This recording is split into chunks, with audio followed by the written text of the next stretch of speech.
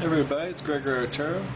It's 11:22 East Coast time. Feels like a good moment to start this video here in Asheville, North Carolina, yet again. So I want to talk about earthquakes and earth changes related to Comet Elenin and how planetary alignments and comets can amplify these effects drastically. I'm going to go through some math and some previous instances and future instances relating to this comet and also Comet Honda, which is another comet that is very close to our vicinity at the moment, closer than Elenin at the moment. So, the first case study to use is off the coast of Chile from February 11th this year. At that point, Comet Elenin made an alignment with the Earth and the Sun. Now, when you have planetary bodies, comets, let's just call a comet a planet for a second, because to me it's the birthstone of where a planet comes from, is it causes the gravitational fluctuations that objects make, the waves they radiate outwards, to amplify. However, depending where those objects are in relation to those alignments, you can get constructive or deconstructive interference in relation to the golden ratio.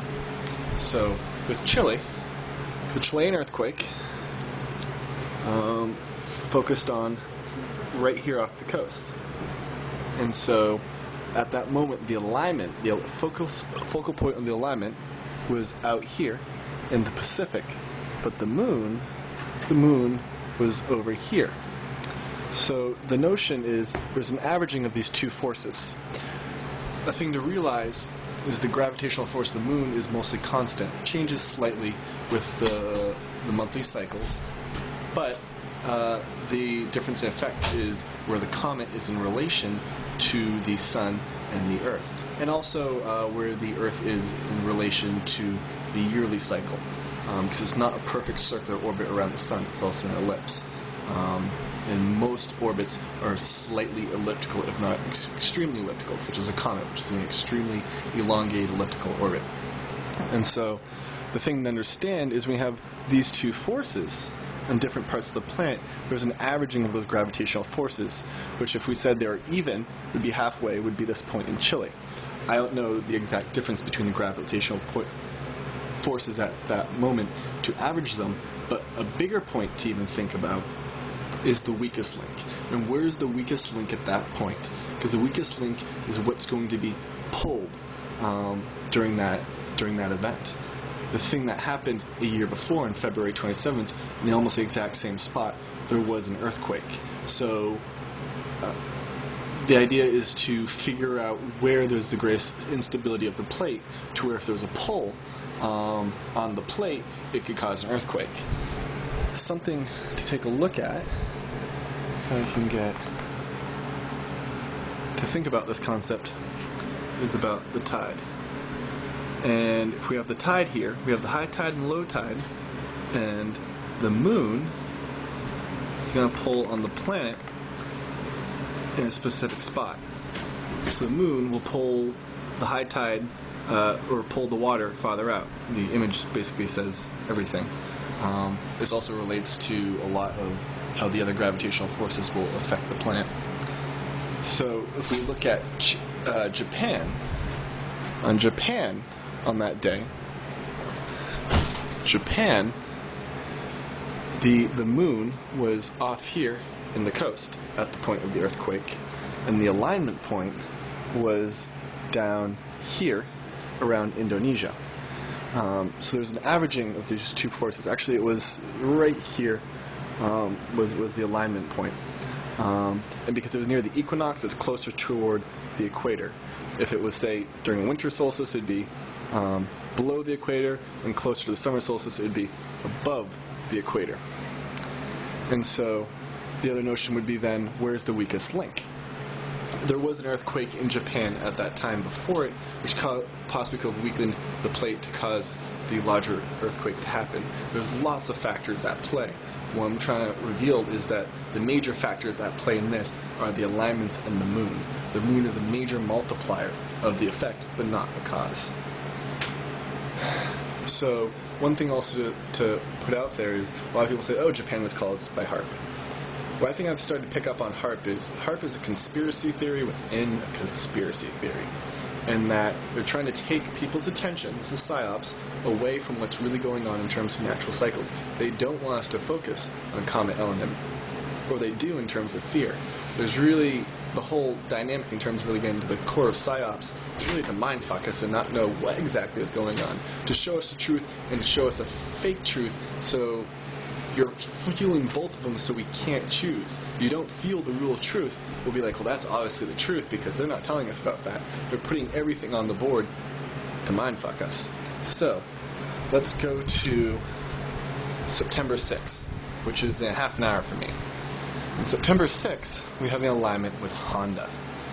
And Honda is extremely close to the planet right now.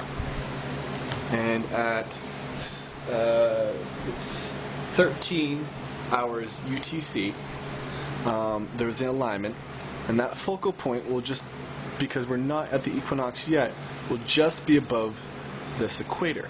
And that point is going to be around Guinea, Sierra Leone, Cape Verde. This point right here, there'll be a focus point of the celestial energy between the Earth, the comet, and the Sun. Now what's interesting though, this didn't happen with the other two alignments, is the point where the comet is exactly square of the golden ratio. So what you're going to have is pure constructive interference. To understand this concept, I'd recommend looking into Dan Winters and him talking about constructive interference with understanding the golden ratio.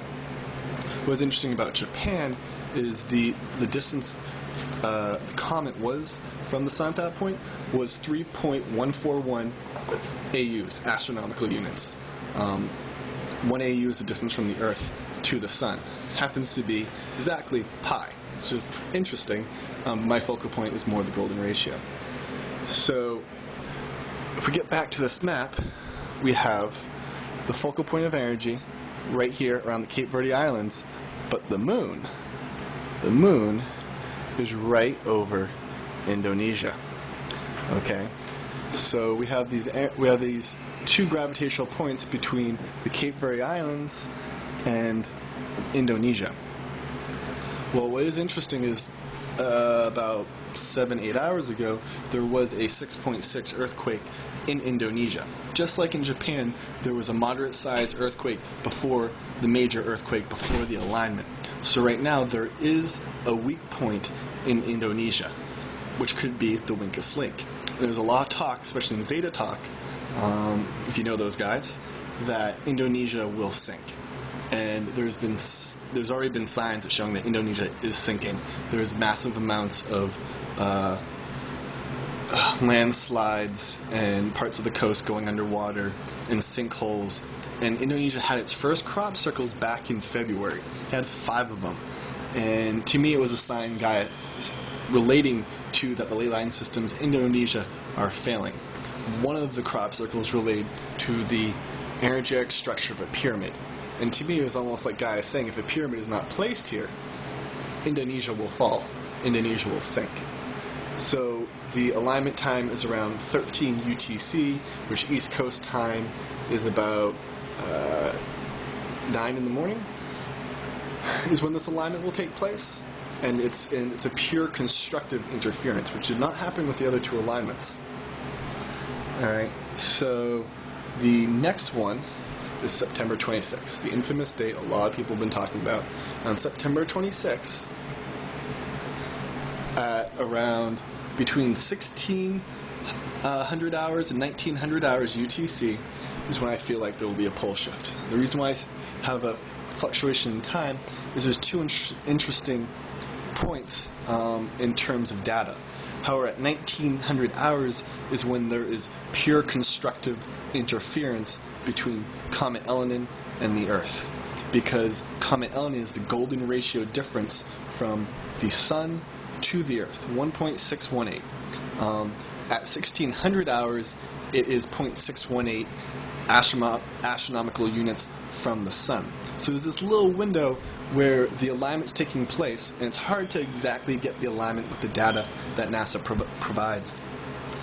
But, so in that little window, there's constructive interference, and it's the golden ratio, while Honda, it's the square of the golden ratio. And what's interesting is the alignment is focused around the Galapagos. It's focused in this area off the coast, the western coast of Ecuador, is the alignment point, while the moon is more over the center of the Pacific, south of the Hawaiian Islands. And so you have these 2 points very close to each other, because around, I think it's 7 o'clock in the morning the next day, I have it written down, the new moon is at 1200 hours UTC. There's a new moon on the September 27th.